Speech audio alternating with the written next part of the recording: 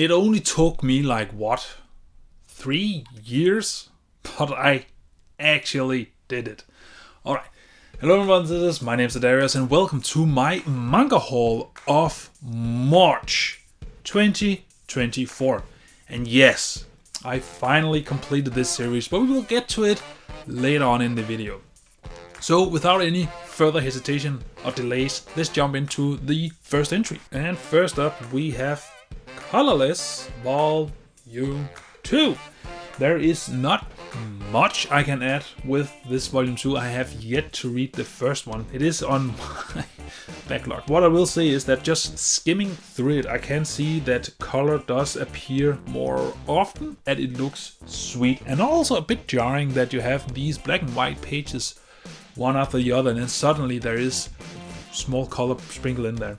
But I'm looking very much forward to see what this story is going to be about. But also, just read my first ever 7 Seas volume. But anyway, I don't have much to say about Colors since I haven't read it, so let's jump on to the next one. And next up we have Record of Ragnarok Volume 9.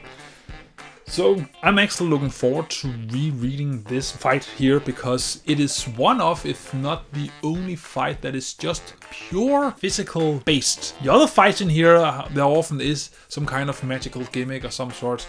Whereas in here it's just one dude's fists against another dude's fists and then try and do a punch out or something like that. I mean, it's not my favorite fight in here, but it is one of the more, I will say unique. You could argue that it is actually one of the more plain fights because we have so many battle shonens, so we have seen this before, but when you just look in the context of Record of Ragnarok, this is kind of a one-off deal. But I'm looking very much forward to keep reading it, and I'm also looking forward to see where the current fight, which is round 9 or 10, is gonna pan out because I have no idea except it's gonna be a sword fight, which is gonna be awesome. Alright, but that is Record of Ragnarok Volume 9. Looking very much forward to get Record of Ragnarok, I can't talk, the Volume 10. I'm looking forward to getting Volume 10. Alright, let's jump on to the next one. And next up we have Chainsaw Man Volume 14. Part 2 takes a while to get going, but I will say once it actually gets going, it is an awesome ride, and especially the current arc going on in part 2 is utterly insane. I have no idea in which direction the story is gonna go, but I'm looking very much forward to it. But I also hope that we will soon see where part 2 is gonna go for the ending. How is the ending is gonna pan out for part 2? Because I mean there are hints, but I'm not sure if this is gonna be at the end of part 2 or if it's gonna continue on to a part 3 or something like that.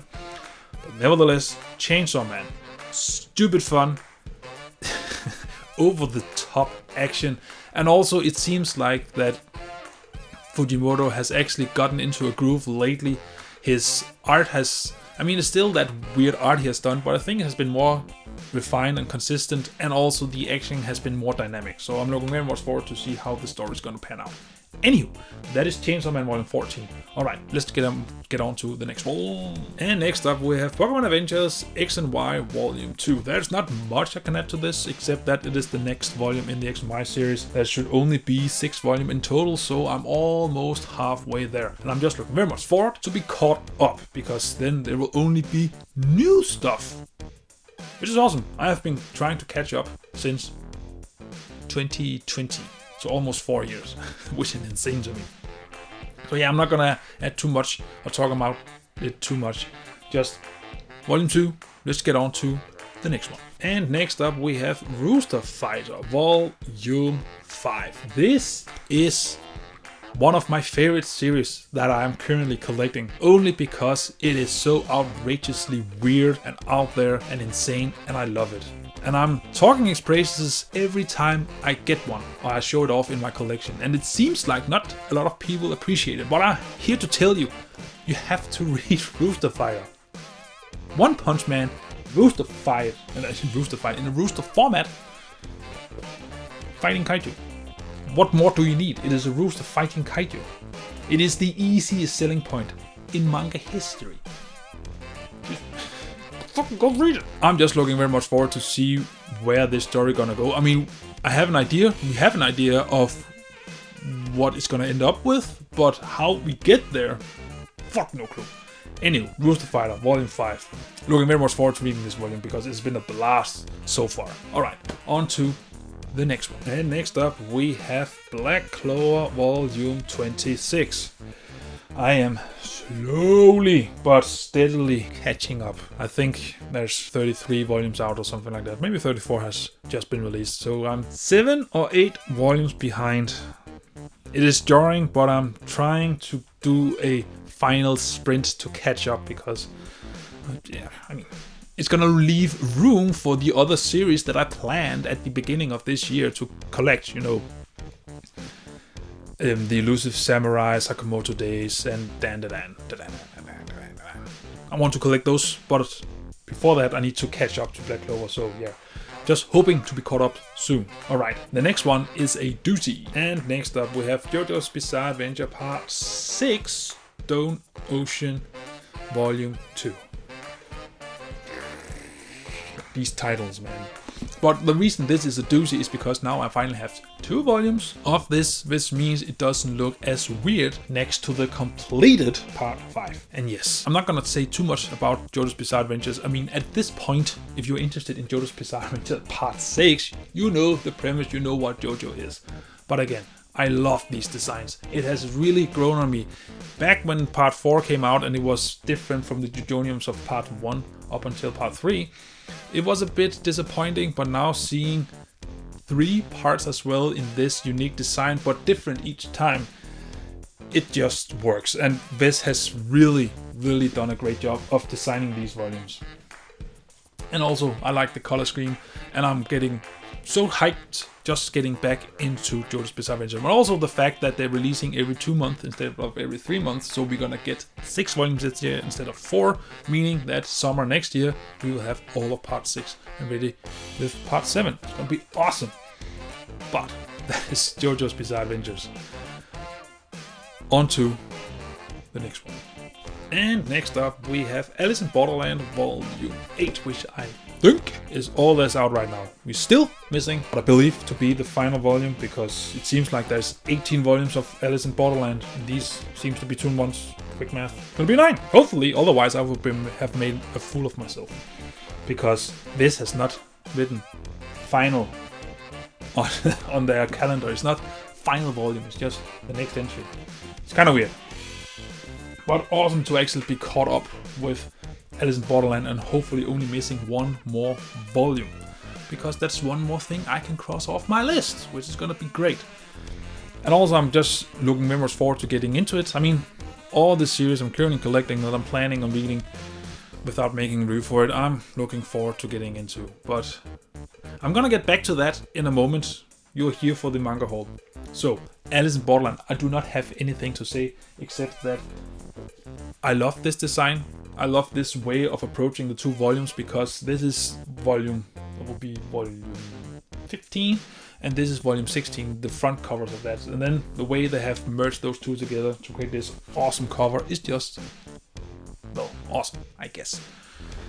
I'm good with words. Next one. And next up we have Fire Punch Volume 8. Did it. 3 years. It has been on my manga wish list since January 2021. Now, a lot of these volumes has been out of stock a lot during that time period. I can finally just declare it done. I don't have to worry about it anymore. And I also like the fact that on the back of it, it just says with big bold letters, final volume. It's okay, Daidarius. You're done. You did it. Take a break. Take a breather. But I can't, because I have other series I need to finish collecting.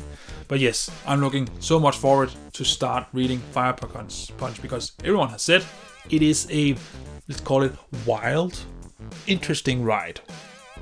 I think that's the word they're using. Wild and interesting. And considering that I've already read some of Fujimoto's work, kind of know what I'm getting into, which means I am more intrigued than ever. But yes, Fire Punch Volume 8. Which also means we need to update the list. So if you take a look at the list here, I can finally finally, 3 years, I can cross out Fire Punch. Great. I think the next one that's gonna be crossed out will be either Soul Eater Nut or Alice in Borderland. I'm not sure. Oh! Before I go, I actually said I was gonna talk about this later. I have now finished reading all of Berserk, and it's just taking me a long ass time, because it always does when scripting videos, to write the script for the video. So sorry. But yeah, I've read all of Berserk in this format, and you should too, definitely. The singles do not do it justice, but I also know they're expensive. But yeah, so speaking of which, then, how do you like the continuation of the Berserk series compared to what came just before? I know it's been like 5 months or 6 months roughly since the last chapter, but are you digging what Studio Gaga is doing right now? I actually think they have gotten into a really good groove of imitating the storytelling and also the paneling and art of Miura. It's not on the same level, but it is as good as it can get, I think. But where do you think it compares? So, whatever you think about that, and also whatever your manga haul look like, comment below me your thoughts. And as always, until I see you in the next video, just remember to stay awesome. See ya.